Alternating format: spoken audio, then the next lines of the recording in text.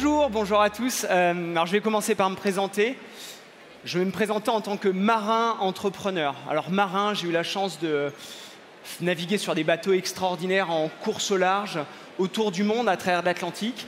Mais vous le savez peut-être moins, je suis aussi entrepreneur. J'ai fondé mon entreprise pour la course au large il y a un peu moins de 20 ans, Merconcept.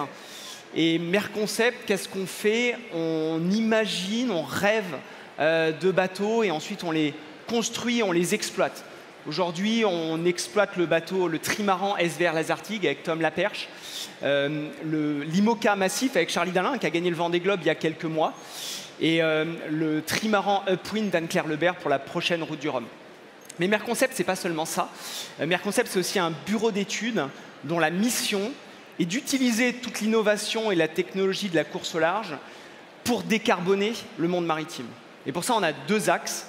Faire voler les bateaux, parce que quand les bateaux volent, ils consomment moins d'énergie, ils traînent moins dans l'eau, ils consomment moins d'énergie.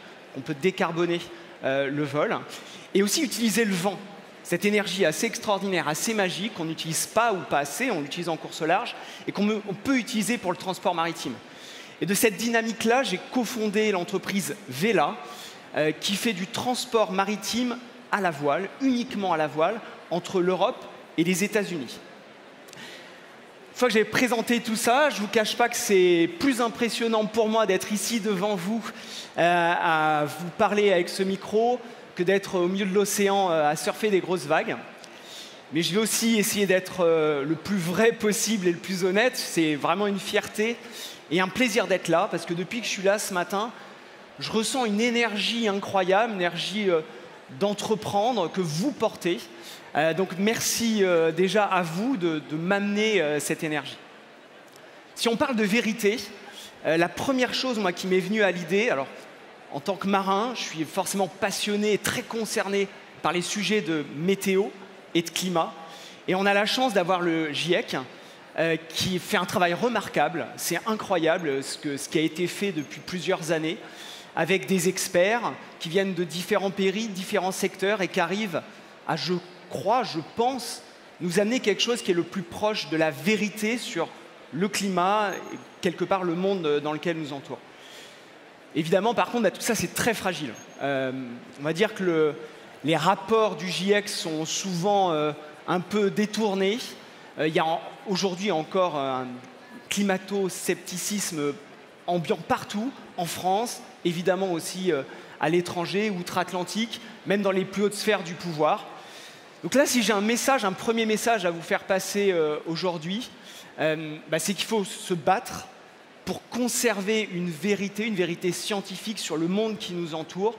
Et c'est probablement une de nos responsabilités dans le monde de l'entreprise de continuer à faire face à la vérité et ne pas se détourner le regard.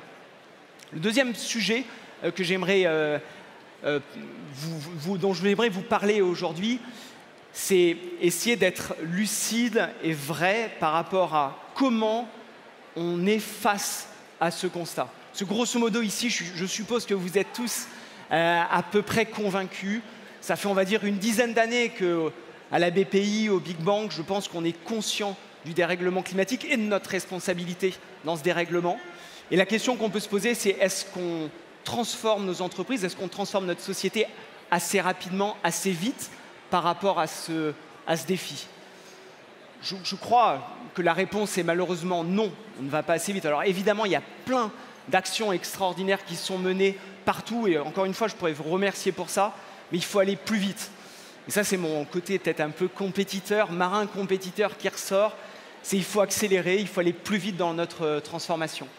Ce qui se passe dans le Vélic en France est extraordinaire. Il y a vraiment plein de choses. Il y a des solutions techniques, il y a des armateurs. Ce qui se passe et ce qu'on fait avec Vela, j'en suis fier et je pense que ça va dans le bon sens. On est capable aujourd'hui de proposer une solution de transport à la voile, transatlantique, avec un modèle économique qui fonctionne. Donc voilà, j'en suis très fier et je pense par contre qu'on ne va pas assez vite, il faudra aller plus vite. On est en train de construire un bateau, on a une vision pour construire une flotte, il faudrait que cette flotte soit déjà présente. Et il faut en permanence accélérer dans cette transformation. La dernière vérité que je voudrais vous dire, vous le comprenez, je suis quelqu'un de très optimiste sur la technique, sur l'innovation. On a plein de choses à inventer, à explorer. Mais la réalité, en l'occurrence dans le transport maritime, c'est qu'on ne pourra pas transporter aujourd'hui 12 milliards de tonnes de fret uniquement à la voile. Je suis convaincu qu'on peut utiliser le vent, on peut utiliser cette énergie, mais on ne pourra pas transporter tout ce qu'on transporte aujourd'hui uniquement avec l'énergie du vent. On est dépendant des énergies fossiles et on le sera encore demain. Et ça me renvoie un petit peu à notre responsabilité collective, c'est-à-dire que d'un côté, il faut explorer le vent. Vous pouvez compter sur moi, vous pouvez compter sur mes équipes pour mettre des voiles, mettre des ailes, faire avancer les bateaux le plus possible avec le vent. Mais en parallèle, il faut absolument qu'on réduise nos mobilités. Il faut revoir nos systèmes. Et là, je parlais d'énergie qui existe aujourd'hui. Je pense que vous avez tous une responsabilité, une capacité à changer les choses. Donc, s'il vous plaît, faites le maximum. N'ayez pas peur de manœuvrer. Je vais reprendre la métaphore de la voile. N'ayez pas peur de changer de cap. N'ayez pas peur de... Prenez l'image que vous voulez. Prenez un riz dans la grand voile si vous voulez. Envoyez le grand spi pour accélérer et passer dans la tempête, peu importe. Mais faisons ensemble quelque chose pour également réduire nos mobilités. Il y a la musique qui arrive et je trouve ça très sympa de finir en musique. Là, ça sera avec Bob Dylan. Il y a une phrase de Bob Dylan qui fonctionne extrêmement bien pour Merconcept, pour Vela. C'est « The answer, my friend, is blowing in the wind ». J'adore cette phrase, elle me va très bien. Mais écoutez-la bien et je suis sûr qu'elle peut fonctionner pour vous tous, pour aller chercher la vérité en vous. Donc demain, écoutez le vent et essayez d'aller chercher votre vérité dans le vent. Merci. Yes, and how many years can some people exist before they're allowed to be free? Yes, and how many times can a man turn his head and pretend that he just doesn't see?